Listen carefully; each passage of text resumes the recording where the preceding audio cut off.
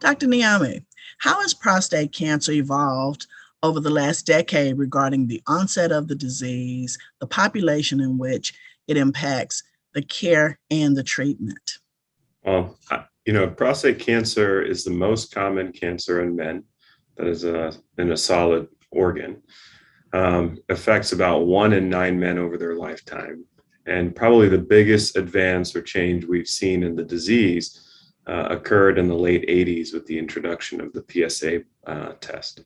What that allows us to do is detect cancers very early in their natural life history, if you will.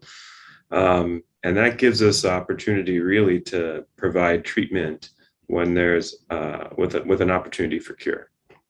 The downside to that is not all prostate cancers are the same. We know that some prostate cancers are diseases that men will die with and not from, meaning that some of these cancers that we detect don't need any treatment or intervention.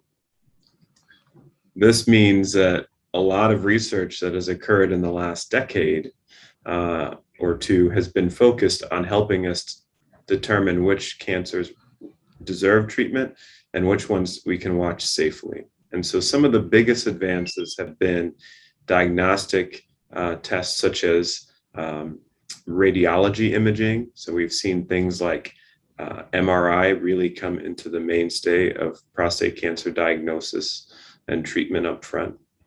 We have very exciting nuclear medicine scans. So you might hear the term PSMA as a new test that's really going to disrupt and change the way that prostate cancer diagnosis and treatment is made.